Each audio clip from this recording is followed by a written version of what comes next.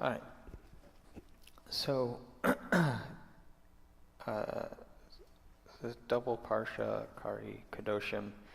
Talk about some general things. I have kind of a main thrust that I want to get to, but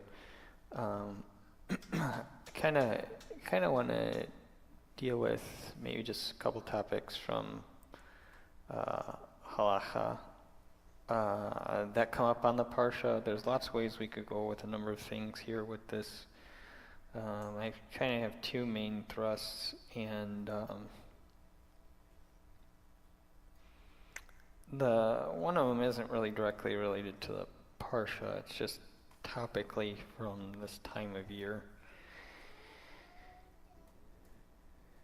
and so I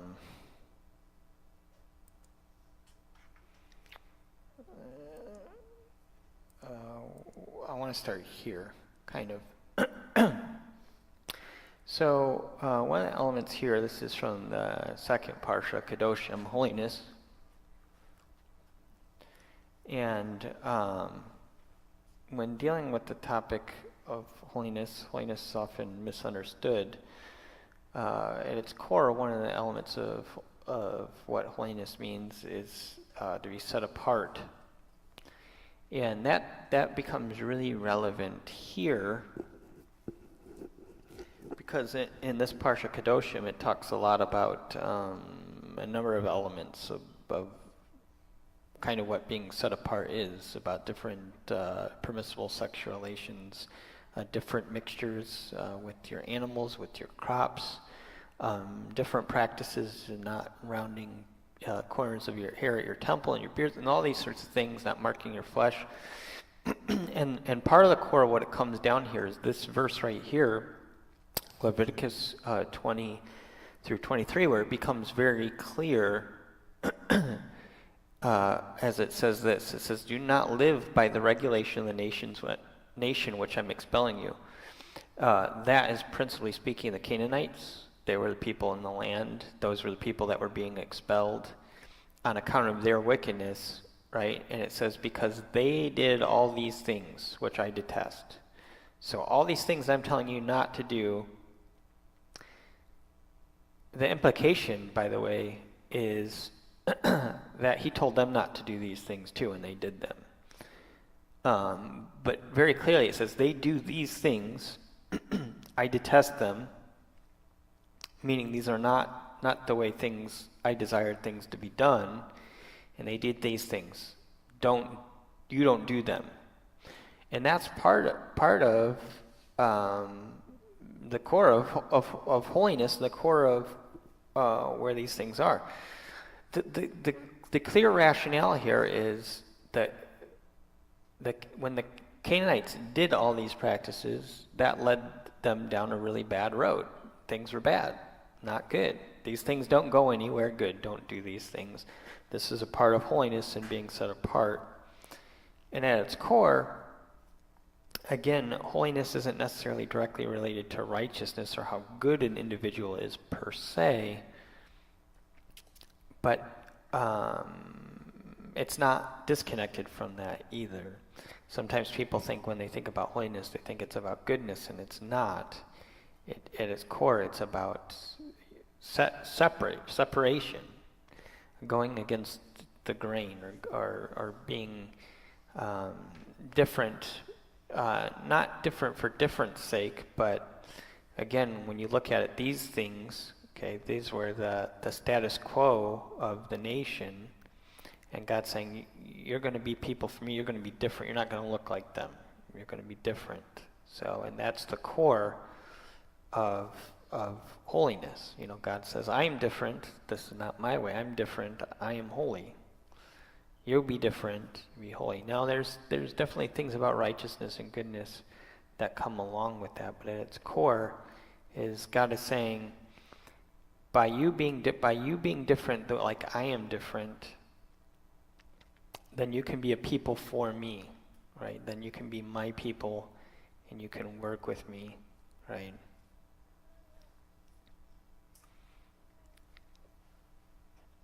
And again, it's reiterated here but To you I have said, you will inherit their land. I will give it to you as a possession, a land flowing with milk and honey. I am Yahweh, your God, who has set you apart, again, from other peoples, right?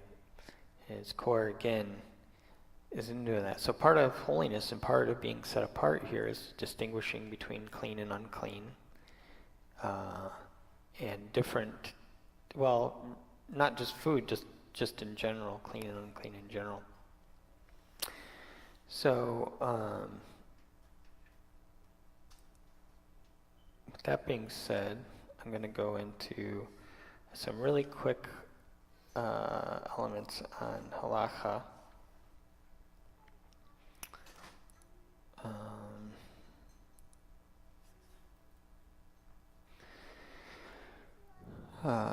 Just because often I don't get to really deal with these sorts of things.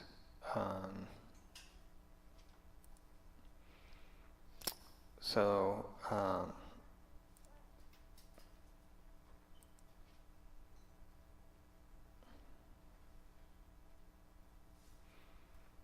one of them is shatnez.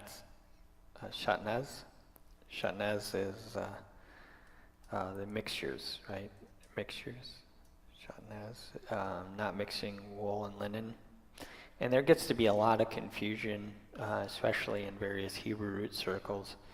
And it's core from the Jewish perspective. This is strictly speaking about wool and linen. It is a complicated thing in the Jewish world, to be sure, but by and large it's wool and linen. It's not cotton, it's not polyester, synthetic fabrics, or anything else. It's strictly speaking wool and linen in particular. And it's not mixing these into a single garment. So within Judaism, the basic understanding, the reason for these prohibitions are not necessarily clear. In other words, the Torah doesn't spell them out. The scripture says, you shall observe my statutes, and this means that the mitzvah is a chok, or divine statute, that possibly defies full comprehension. God said it, so you do it. Nevertheless, there's some commentaries that attempt to somewhat explain this mitzvah. For example, Maimonides says that shatnez garments were worn by adulterous priests. That may or may not be true. Others have said that connected it to some stuff with Cain and Abel, and there's just a number of different sources. There's even some elements that indicate that there's some spiritual effects with them, and that the blending them into a single garment cancel some things out spiritually. There's some other minutiae that we could go over, but I just want to deal with some of the basic guidelines. So, shatnez is forbidden whether it's a mixture of wool and linen occurred at the stage of combining, spinning, or weaving. So it doesn't matter at what stage they're combined. It's just a prohibition. So if even linen threads were used to sew buttons on a woolen suit or to reinforce shoulder pads, this would be forbidden, because they would be breaking the existing weave, and now the thread would be interwoven into the garment. So in other words, if you had a wool suit and for some reason linen thread was used to attach the buttons, that would fall within the realm of forbidden. If it was polyester, doesn't matter. If it's cotton, it doesn't matter. And thankfully most thread is cotton, but sometimes even wool has 10% of other materials, and they're not necessarily identified. So that's something to look at. It's a larger concern with wool garments than with linen garments.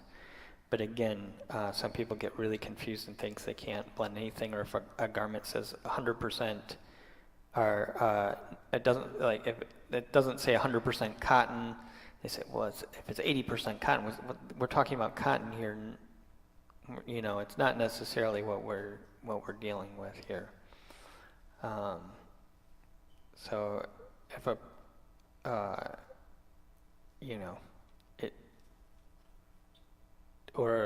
but what's all in synthetic? A lot of stuff is synthetic blends, So again, if something's not 100% cotton, it's usually blended with something synthetic like polyester, etc., for stretching. This is not an issue with just mixing things in general. So it says, if purchasing a suit that contains either wool or linen, you should have the garment inspected by Shotnez expert to establish that it does not contain Shotnez, a mixture. They can take appropriate samples and check it, look under a microscope, etc. According to most experts, even if a garment says it's 100% wool, it's possible it may contain, many wool garments contain 2% of other materials. So again, more common in wool than anything else, right? Now again, it's not an issue if one were to wear a wool jacket over a linen shirt, or a linen shirt over a wool shirt. If they're two separate garments, that's fine. Again, sometimes people get confused about these things. And this is the basic rules when it comes to understanding how to appropriately apply that. Most of the time it's not a concern. It's a bigger concern with wool than anything else. And really, it's pretty easy to rectify if you were to find out that there was a linen material to sew buttons on your wool. If you're handy at all, you could just cut those threads out, remove them completely from the garment, and resew buttons on. Well, it is. Why wouldn't you?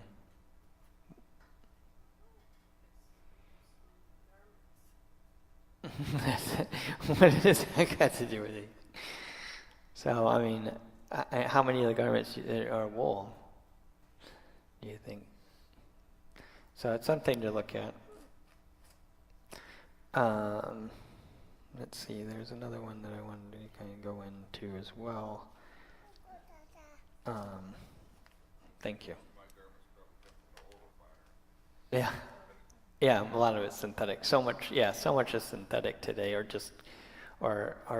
more what we wear, cotton. Yeah.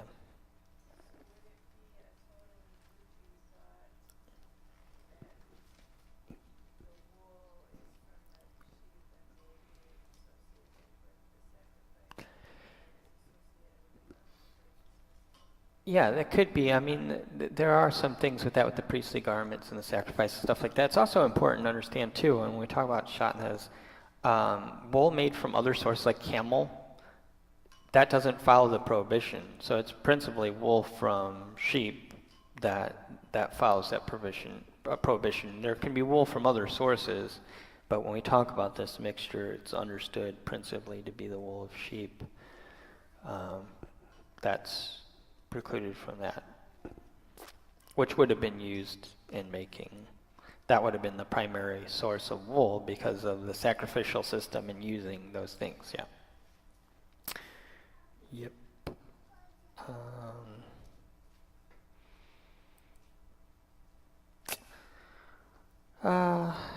Yeah, I guess too. The other thing halakhically we could talk a little bit about real briefly is, again, goes back to holiness. Does that also cover like the hybridization of seeds and stuff? The same area you mentioned, not making seeds. Yeah, and that's strictly what we're dealing with, like genetic modification or crossbreeding seeds, or same thing with animals. So yeah. And I think the core deeper lesson outside the physical lesson, and the potential spiritual things is the potential of perversion or twisting things away from its original intention. And these physical things become things that carry with us the deeper message of what Yahweh says there, and do not mix my practices with their practices. And so these become really tangible things that become part of your everyday life, what you wear, what you grow, what you eat, in every way. And keeps these things, mixing. Be careful with mixtures. Be careful with mixtures. Be careful with mixtures, because as it says, bad company spoils good character, right? And that's true. Unfortunately, it is true. It's usually, more often than not, it's not the other way around. We'd like to think, well, good company will help, bad character, but more often than not, we go down rather than up in the presence. So that's why we're to guard ourselves. And then too, part within the realm of what we talk about is holiness. The deeper implication of holiness is kind of a little bit what I talked a little bit about not that long ago about internalizing the Torah. Apart from holiness, you can follow the letter of the law, so to speak. You can do the do's and not do the don'ts, and still miss things, because at its core, holiness transcends just simply the letters. There's a state of being element to that. And so when we're told to be set apart and be holy, there's kind of an element within that carries a transcendence of these things. And what I mean is, the scriptures say a lot. I was going to go into this some last week, but I didn't. A lot about speech. And holiness even comes into the things that we say and how we say it. What we say of others, what we say about ourselves. Because again, we're supposed to be different. We're supposed to be set apart, and we're supposed to be set apart in the way God is. And we make all these excuses, but when we think of the character of God and when we look at how He expresses Himself, He doesn't express Himself in the way that the world does. I mean, yes, sometimes He does use harsh language, but God doesn't go around speaking profanity through His prophets. He doesn't go around, if He makes a comment that might be considered lewd, it's primarily in the context of something illustrating something bad. It's not necessarily humor or just for perversion's sake or for, you look at the overall character, these things. So I could go in there a few other elements, but I don't. I want to kind of go into this next element here, which is the calendar.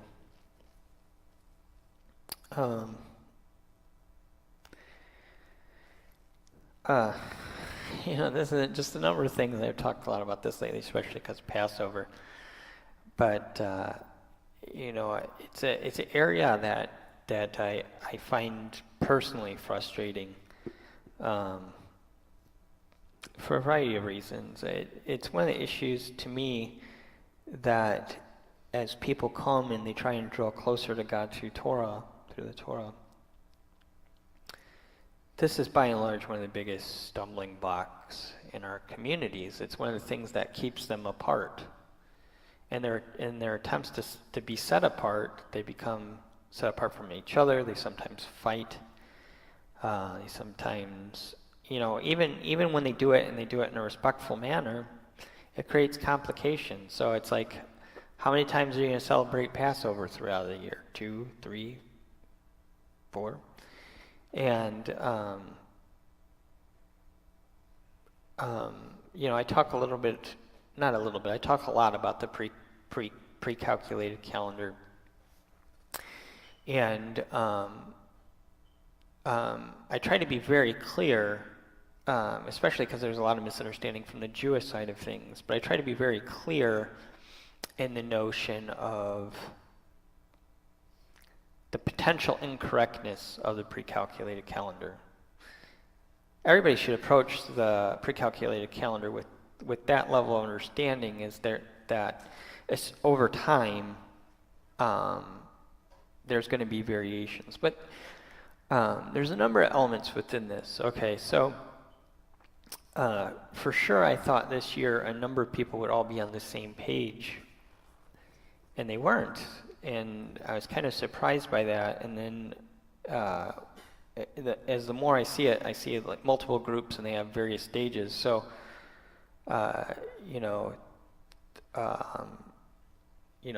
for some groups, Shavuot will be in May this year. For some, it'll be in June. And even for the ones within May this year, you got at least 2 different dates. And this is without that complication. If this were a year where Passover would have felt a little different, now you could even explode that exponentially, because depending upon whether you count Shavuot as being after the first day of unleavened bread or after the weekly Sabbath. So yeah, recently I found a variation in some groups that were had Passover instead on Friday, on Sunday. So that put their count for Shavuot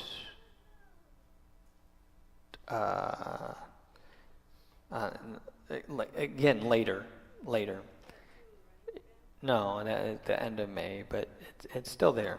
Okay, and you understand it, that everybody's trying to do the best that they can, and some people are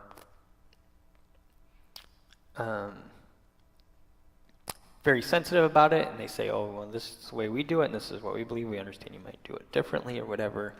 And again, I understand the heart of it. I do. Because we want to do things right. We want to honor Yahweh. We want to, part of our some of the sensitivity comes from the Christian side of things, and they say, well, from the Christian side of things, we had been not doing these things for so long, and now we need to do them, and we want to do it right. And many of us have been exposed to, or they've been presented with teachings that say things like the arguments against Easter, and they say, wouldn't you want to do things on the right days? And so it becomes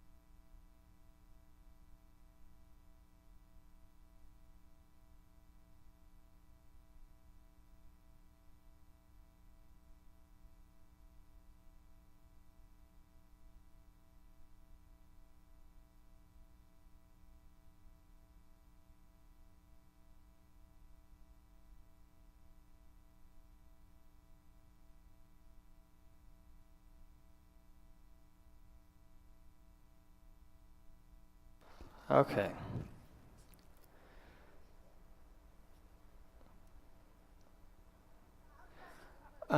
So one of the chief things here, especially stems around Passover, and I hear this verse used a lot. Deuteronomy 16:1, it says, "You are to observe the month of Aviv and keep the Pesach to Yahweh your Elohim. And for the month of Aviv, Yahweh brought you out of the land of Egypt at night." So many people, when it comes to the calendar, they say, I've seen the different arguments from it, and usually what brings me back to citing it myself, etc., comes to this. So you are to observe the month of Aviv and keep Pesach, right? For in the month of Aviv, Yahweh brought you out. Now observe here. Let's see. I have to switch over to interlinear here. Is shamor or shamar, to guard, to keep, or to watch. Typically, when I talk a lot about this word, especially when it comes to keeping the commandments, etc., I often talk about the 3 principles of shamar, which is to observe, preserve, and to watch.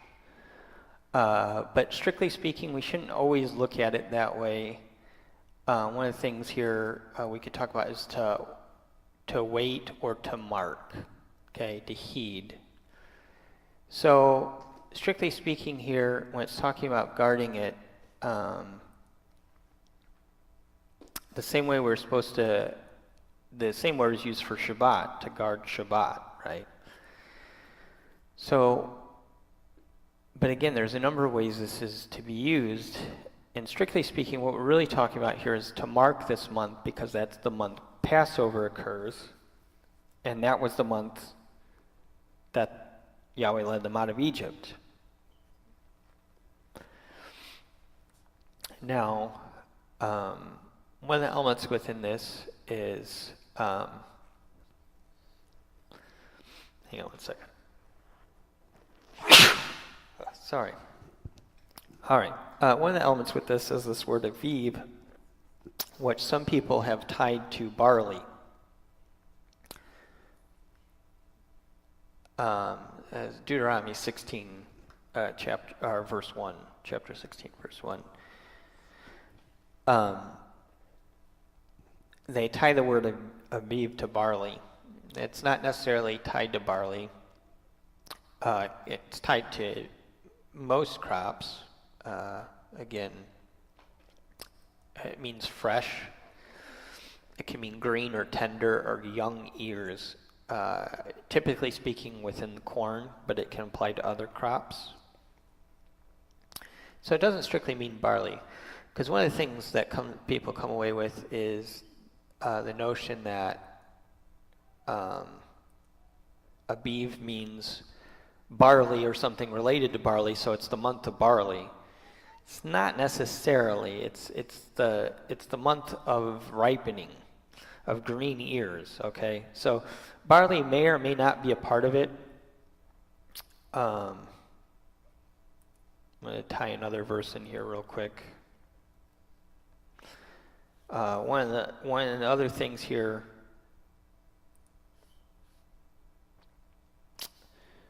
Okay.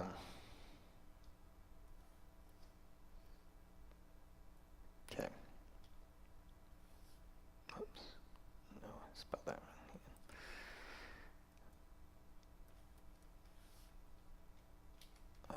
Yeah. Dang it. Bear with me here 1 second.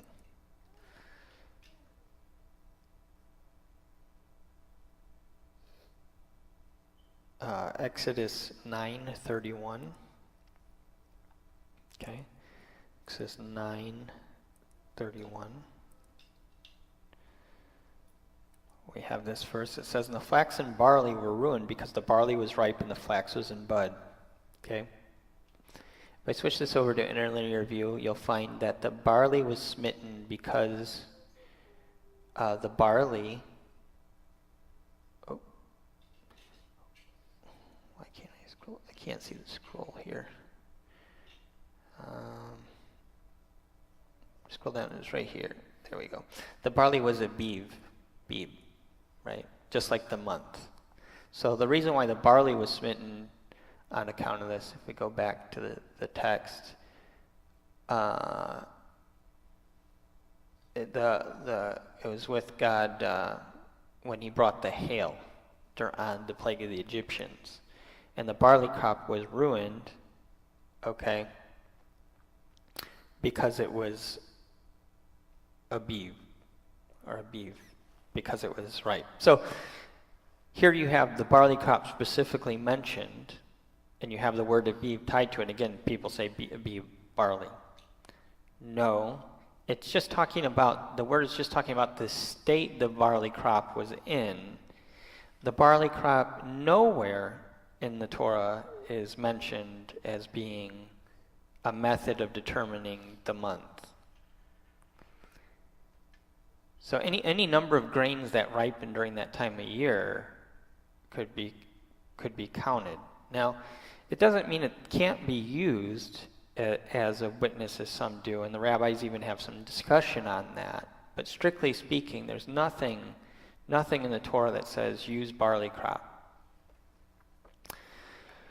The other issue, again, comes with self-citing, comes within the crescent moon.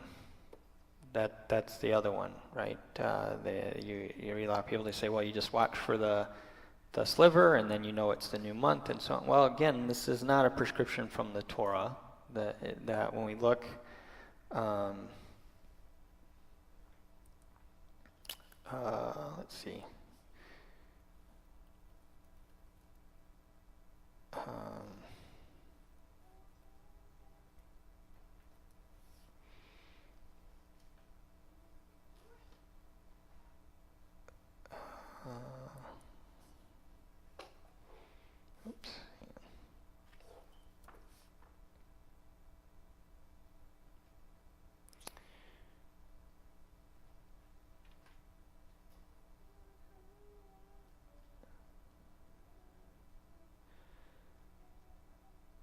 Okay, so we can look here, Exodus 13:4.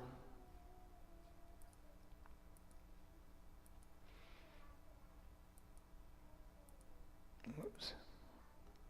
It says, talks about them setting apart the firstborn of the womb, right? They eat no unleavened bread, and then the day you are leaving today in the month of Aviv. So the month of Aviv had already started.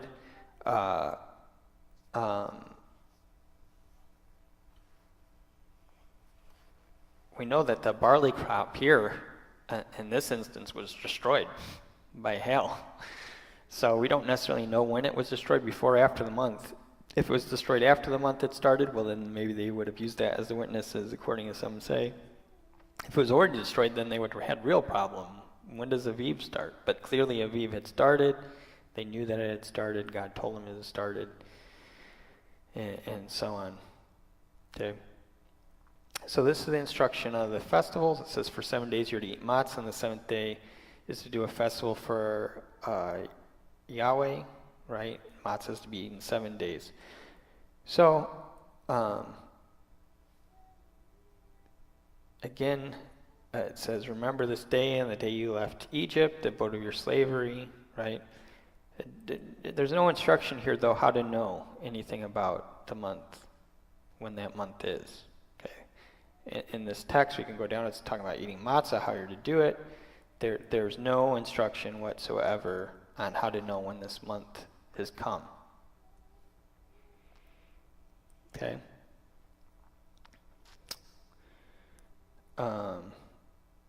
Bounce around a couple other verses. Exodus 34:18.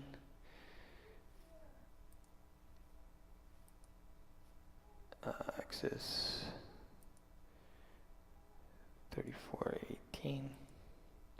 It says, keep the festival of matzah by eating matzah as I ordered you for 7 days during the month of Aviv. For it was in the month of Aviv that you came out of Egypt. Right? Everything from the firstborn womb is mine. All your livestock is mine. The donkey. Observe the festival of Shavuot. Nothing about knowing when Aviv starts. I mean, one of the things is we know, generally speaking, that we number 12 or 13 months. But even that instruction is not necessarily explicitly spelled out in the Torah. But you know, you got 12 months basically.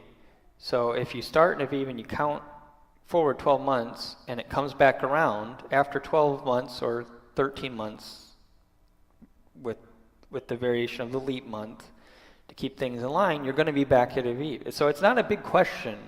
We act like there's this big question of when Aviv starts.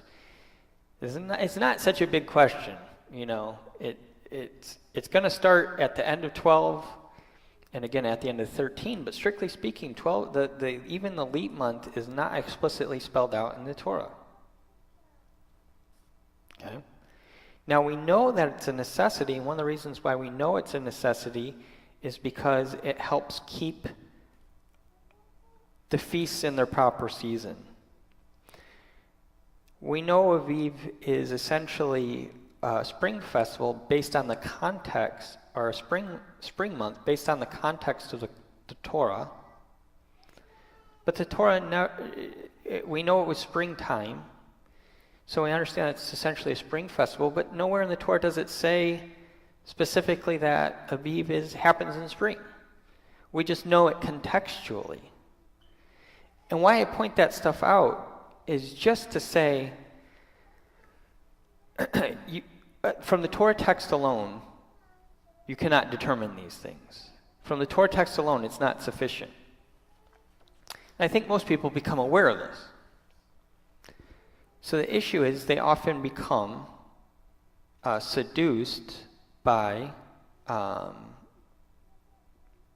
the opinions of men, is what it boils down to. So whether they say, well, rabbinic's got to be wrong, we have to reject, well, why? Okay, but okay, let's assume that's right. So where you go, oh, let's look at Karaites. How do they do it? You know, Nehemiah Gordon, however you want to say his name. Oh, look at him, and he's doing the Aviv, and these other people, and they're doing this, and that's what they're saying. Yeah, that's what they're saying. That's fine what they're saying. But to say that their method is more justified from the Torah than the rabbi's method, that's a disputable claim. Okay? It's very interesting to me that Judaism as a whole, especially Messianic Judaism and Hebrew roots, they want to use the Jews as a proof text to keep the Torah, but then at the same time they want to distance themselves from them. So if we assume that the Jewish practice of Shabbat, okay, generally speaking, we understand that they're solar Shabbat. There's all kinds of weirdness out there, different ways of understanding Shabbat. Shabbat happens at new moon Shabbat. Okay, that's one. Every new moon is you don't have a 7-day. You don't have a Sabbath every week. You only have it on the new moon. That's the Shabbat, and there's teaching and all these sorts of things around this. Okay, there's real things out there. And we make arguments such as, well, the Jews have been practicing Shabbat for thousands of years. Do you really think they were practicing on the wrong day? But then, now when it comes to something like Aviv, we say, well, yeah, they've been practicing it for 2,000 years, but they're obviously doing it wrong. They're relying on this pre-calculated thing and so on and so forth. Now the issue is, there's nothing within Judaism that necessarily says the pre-calculated calendar is right. Okay? And people go, well, wait a minute, what are you saying? You're saying it's not necessarily saying it's right, but at the same time you promote it. Yes, but there's a lot of reasons, and there's a lot of complications, and I'm not even sure I can even get to them, or I'll even attempt to get to them in this, because I'll probably try and keep this brief. Or relatively brief. Okay. So, let's deal with another element maybe real quick here.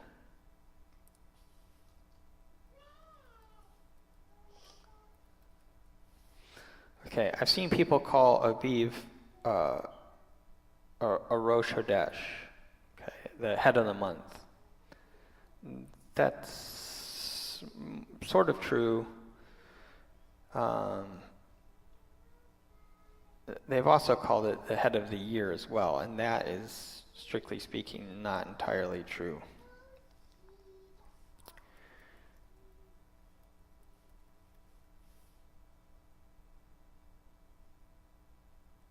Okay. So Exodus 12:2.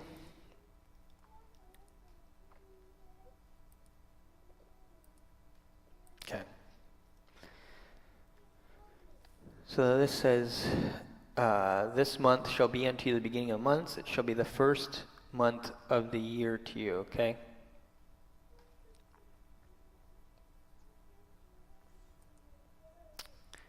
Now, one of the questions is, why the expression to you, and what does the to you mean? So it says here, Hodesh, right? Hazeh, this month, right? Lakem, to, Rosh, this is Hadoshim, right? Month, head of the month. This shall be the head month or chief month to you. Now, Rosh can mean first, right? Or beginning, or chief, okay? So what is it really, we have to understand what is really being said here. That's part of our question, right?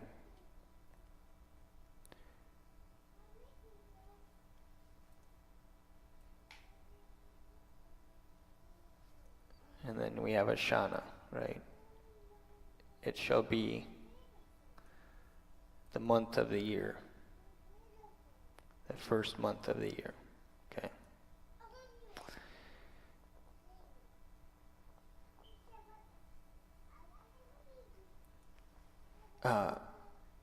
To you, okay?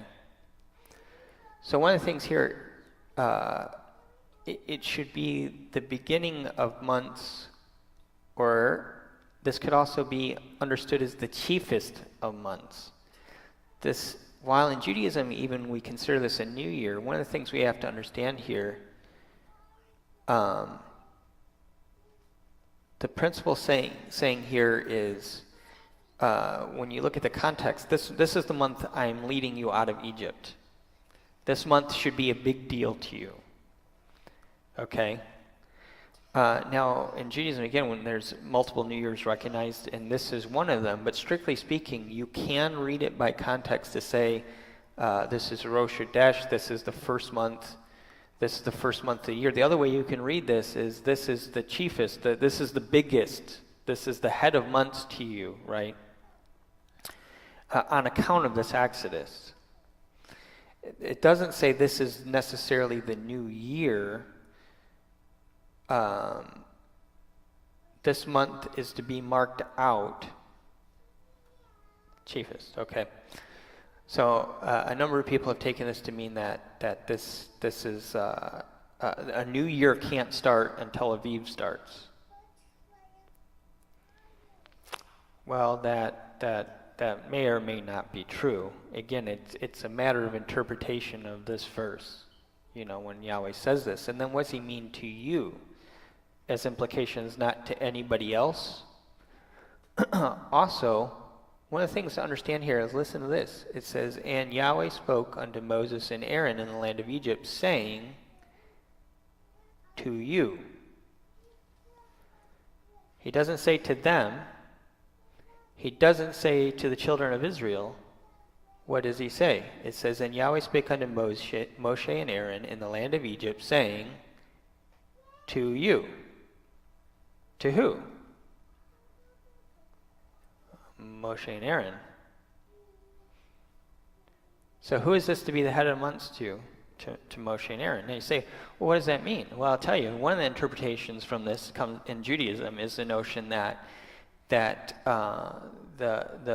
high priest and the being represented by Aaron and Moshe being represented by the king or leader of the community, they set the calendar.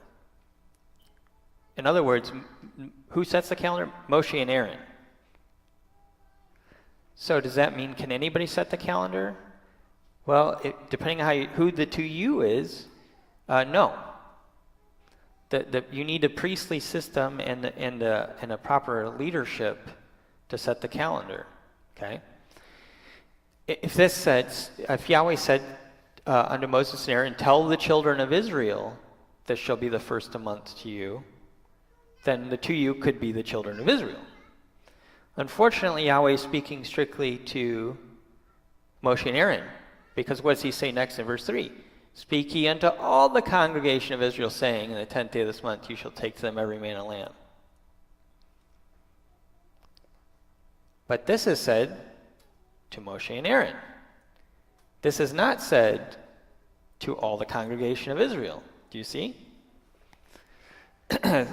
So, one of the interpretations in Judaism, and again, there's arguments even within Judaism, but one of the interpretations is the priestly system and the leader, the leaders of the community set the calendar. Okay? It's become interesting to me, again, that people feel a personal responsibility towards this. But over and over and over, I've searched the Torah text, and I can find no individual obligation for an individual to be in charge of the calendar.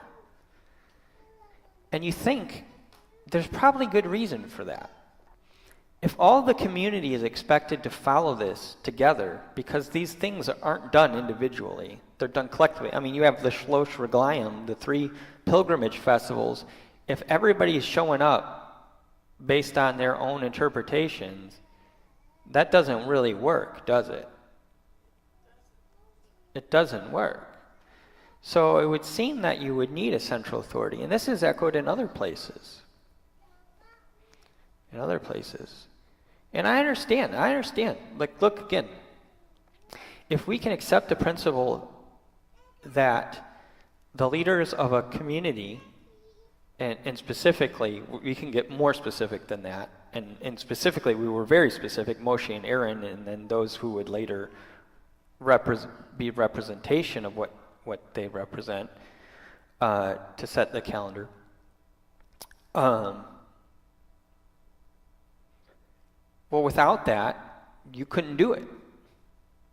Okay?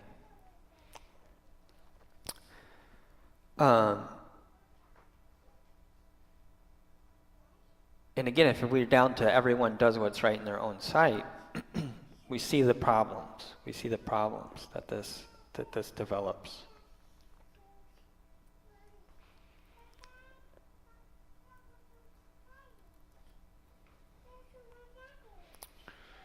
Okay.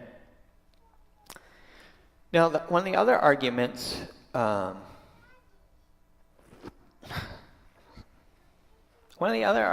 that I've seen comes to the rabbis. Well, you've read the scriptures. You can't trust the rabbis, the Pharisees. They say, okay, the system Moses set up was Moses and the 70, and then you had your leaders of tens, hundreds, and thousands. And when you look at the rabbis, can you tell me that they're following the same system? Yes and no. One of the things I'll tell you, it depends on how. You have to ask yourself, is that even being phrased correctly? Because one of the things we're doing, you can't. Are you saying today? If we look at it today, well, today, yes and no. Again, there is systems of courts within Judaism to handle halakhic matters. It's not. It may seem it's all up to individual rabbis, and to some degree it is. That's not necessarily correct, but they do have different groups and report structures, and with what we call orthodoxy. For a synagogue to be called an Orthodox synagogue, it has to essentially link up with the governing bodies of what orthodoxy is. In other words, a synagogue, if it stops following the agreed upon concept of what orthodoxy is, they can be required by the Jewish community to take the orthodox part of their synagogue off, and then they'd have to choose to become conservative or reform, or other words. You could have your orthodox card pulled from you. Same thing if you're conservative, if you don't match the charter of what's identified as conservative Judaism, if you match more like reform, the conservative community will pull that conservative name from your synagogue, and you can no longer be called conservative. So there is a governance system. People act like there isn't, but there is. In fact, we have what we call the nascent Sanhedrin even in Jerusalem today, which is kind of an acting body of leaders. All that aside, the reality is, one of the things you have to deal with is we're not really talking about today per se. Okay, what we're talking about really is the first century. And when we look in Yeshua's day, we will find that there was a high priest and there was a Sanhedrin. Okay, and they were a governing body, and where did they rule from? Jerusalem. And we understand there was a place called the Chamber of Hewn Stone, and the Sanhedrin met inside in that place, and that was the representation of 70 elders put in charge by Moses, and they ruled over the different communities, and we broke down from there, and so on and so forth. So that structure was there. Now again, someone can jump in and start talking about corruptness and so on, and that would be fair, but that structure is there. So one of the things that we have to understand is from the Torah, from the text of the Torah, is when the leaders lead somebody to sin, the leaders are responsible. They bear the guilt. So as we as a community, if we link alongside the Jewish people as a whole, follow the pre-calculated calendar, and it's a big mistake, big travesty, this is a huge sin, the guilt is going to be upon them, the leaders, okay? Leaders. Now, loosely, we could say we share in the iniquity, but by and large, that is on them. And we find here as well in Deuteronomy 17:9,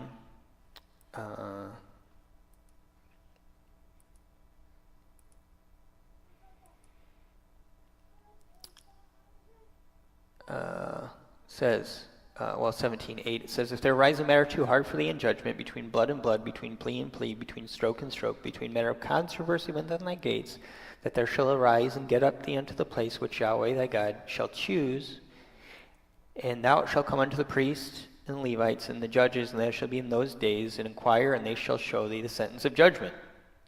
And thou shalt do according to the sentence which they place, which Yahweh shall choose to show thee, and you shall observe and do according to the inform thee. Okay, so this is the judge, right, and the Levite, the Shoftim and the Levite. Okay. Now again, the argument goes, well, are the rabbis really the judges? Are they really the judges? Well, despite some elements in the Gospels where some very marginal statements by Yeshua that say things like, don't call any man rabbi, so on and so forth, and what does he mean by that? Does he mean just great, or is he referring to teacher? Don't call anybody teacher. What does he really mean by those statements? Outside of those marginal statements, you see nothing from Yeshua to say, these aren't judges. These people have no right. These people don't. And in fact, you have, I believe it's in Matthew 23, maybe if there's time I'll flip there, you have a statement essentially from Yeshua that says, and the Pharisees sit in Moses' seat, all they tell you to do. But don't follow after their manner, because they do and do not. If they said and did, he wouldn't have a problem. His problem was with saying and not doing. So he's saying what they say, they're saying things that you should do, so do them. If they say something and don't do it, don't follow that practice, do it. Okay? So again, if we go in and say, well, the rabbis aren't, well, that doesn't really make sense, because if we follow the words of our Lord, now again, we can debate and argue what does that mean and to what degree do we go to, and does that mean everything they say is right? It's a little bit more complicated than that. But by and large, some people think this just means legal matters dealing with like criminals or offenses. No, this is dealing with any issue of the Torah. The whole Torah, everything, from the calendar, everything. Because the whole thing is our legal system. It's our national system. Okay? And also understand, some rabbis, even today, they carry this name. Some of them have the name Levi or Levi, and some of them have the name Cohen. Okay, so some of these rabbis are actually Levites or priests today. So they're both rabbis and priests. And guess what? Effectively, that's what Ezra was in the Torah. And in fact, we have sometimes they were prophets.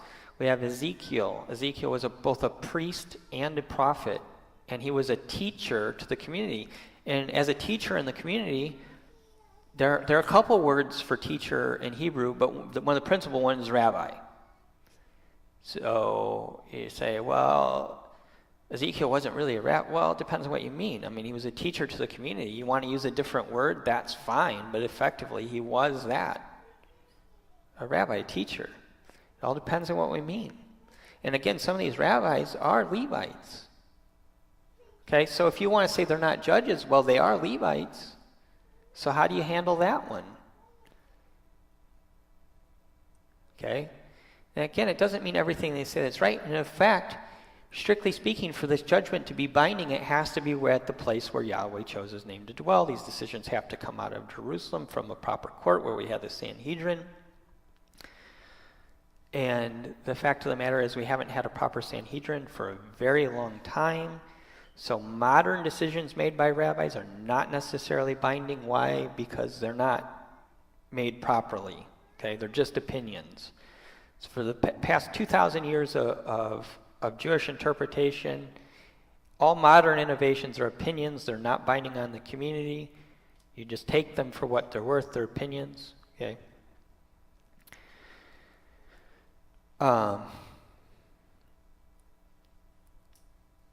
And there's a lot of other things on this topic that I could bring to bear, and it's a really expansive topic. One of the issues is we have to look at the origin of the pre-calculated calendar, and we have to understand how the calendar was actually done during temple times. And one of the chief methods was citing. Now again, strictly speaking, we assume that Passover can't happen until after the spring equinox. That doesn't come from the Torah. Okay?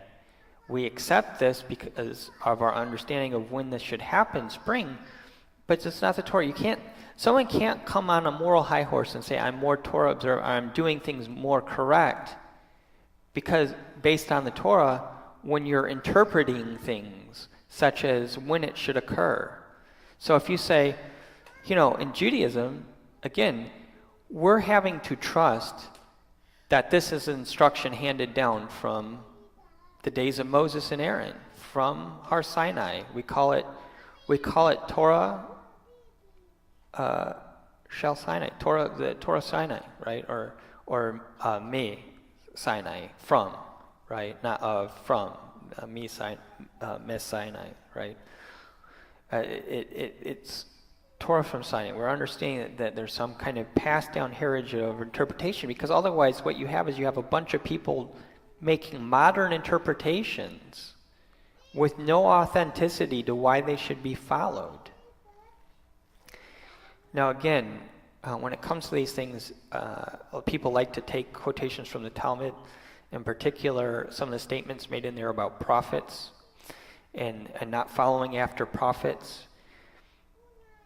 And unfortunately, a lot of times people read these things, but they don't understand these things. So essentially what it boils down to, many of these comments in the Talmud about prophets and prophecies, and about rabbis being superior than prophets, is not necessarily a disregard to prophets or prophecy.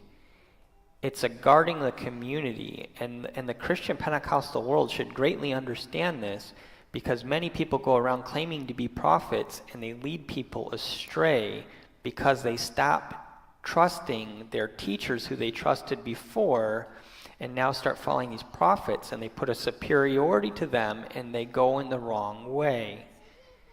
Those statements aren't really against true prophets, and that's not really what they're meant against true prophets. And I understand the wording of some of them. I read many of them many times.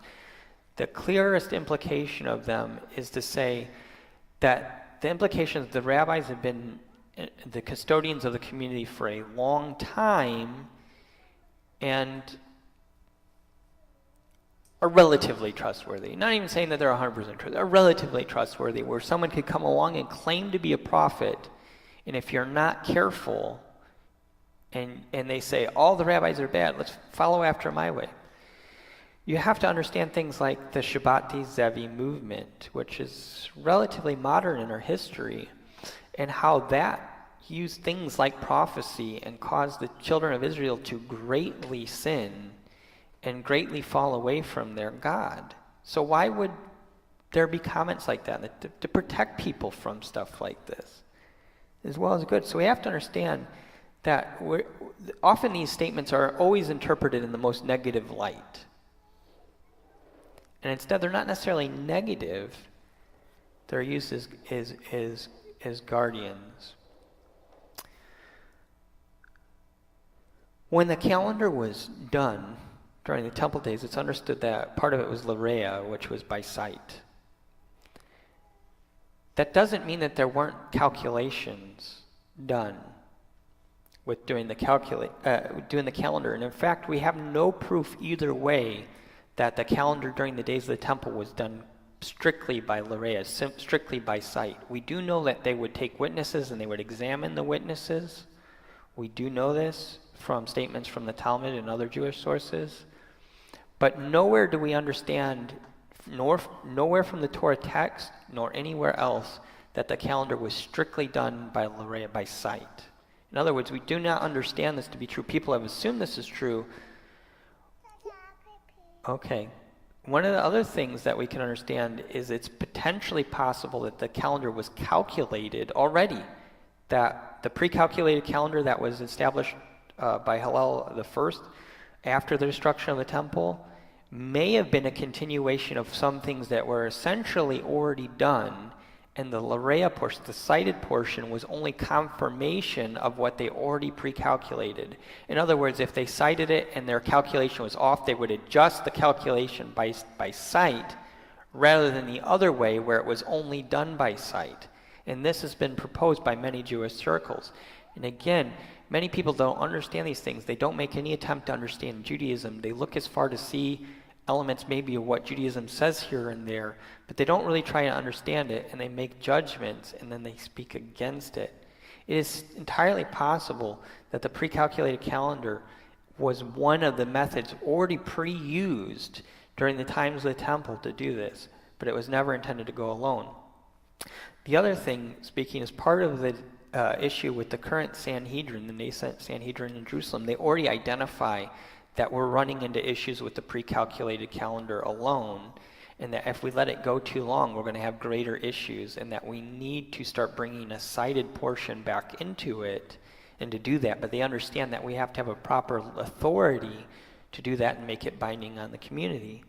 And again, I mean no disrespect to people, but I can find nowhere in the Torah text alone that says a bunch of people, whether you identify with Israel or not, you essentially carry the status of Gerim, in that you are authorized, that they are authorized to determine the calendar for the whole community.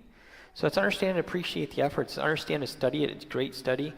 And in fact, many of these people, communities, may have the calendar dates 100% correct. The problem is if you don't have the authority to enact them, it doesn't matter how correct you are. And I try and express this a lot. It doesn't matter how correct you are. And in fact, one of the things we can understand is why there are specific days. This may be a little harder, and I'm not going to have time to fully develop it. A lot of this stuff, seasons, effectively we can look at them as windows, okay? From God's perspective, potentially if we're off, if we've drifted a couple days or so, this isn't necessarily going to make him say, oh, you missed it, sorry, or you've sinned. Potentially, if there's an error in judgment and you've drifted, but you're still within the window, there is potential. God is greatly merciful. I mean, he's to the 1,000th generation, okay? You think that he's got his watch going, and he's counting 24 hours, and the people didn't show up. Boom, I'm gone. They missed me for the month of Aviv. They were off. Not necessarily, okay? Not necessarily. It could be that way, but not necessarily. The issue is, the calendar is one of the most central things to our faith, Jewish or otherwise. It's how we track our years. It's how we track the core of our faith and how we walk with God. And so it's understood it's extremely important. If it becomes such a divisive manner, which is one of the reasons why a pre-calculated calendar was put in place as a sole means, because there was no longer going to be an authority that can do that. And part of that comes through simcha, the laying of hands. There's no proper chain of laying of hands on the rabbinic side. Again, it's complicated. We could talk about Acts 2 and some of those things and potential reestablishment of simcha that way. But just strictly speaking, they knew that there wasn't going to be a central authority in the right place to do this, so they set in place a pre-calculated calendar to keep the community together. That was the chief purpose of it, is to keep the community together. And so I know I don't handle everything, and I know there's probably a lot of other verses people could bring up, and they could say, what about this? One of the chief things I want people to walk away from this is understanding that to do this, first you have to justify why you should be doing it. What authorizes that to be done, rather than sticking with the community of the Jewish people, okay, as a whole.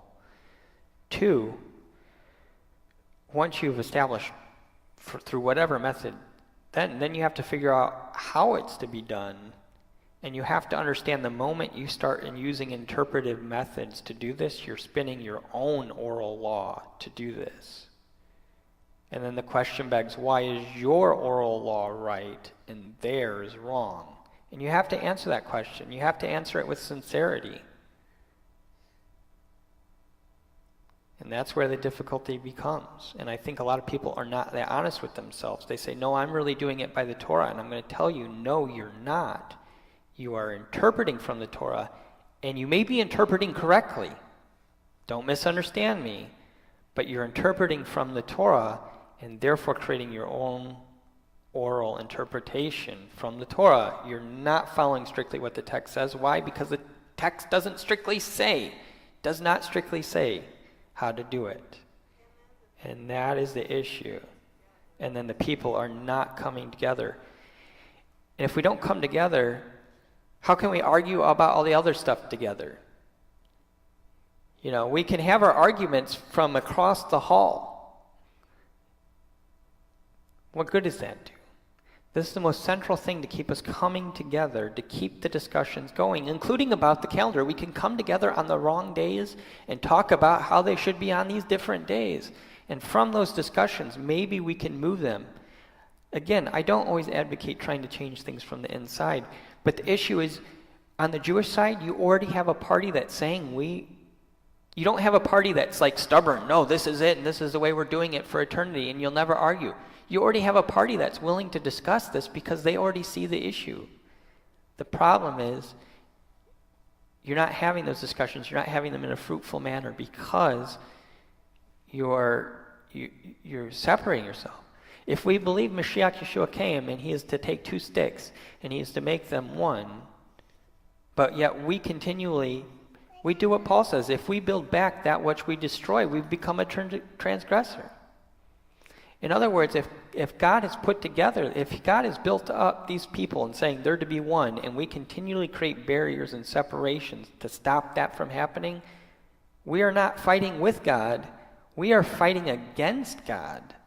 And if he's for us, who can be against us? But if we're against him, who can be for us? No one. This is the heart and core of the issue. And this is why I'm so passionate about it. Hopefully, it's conveyed at least in a somewhat logical way that can promote genuine discussion on the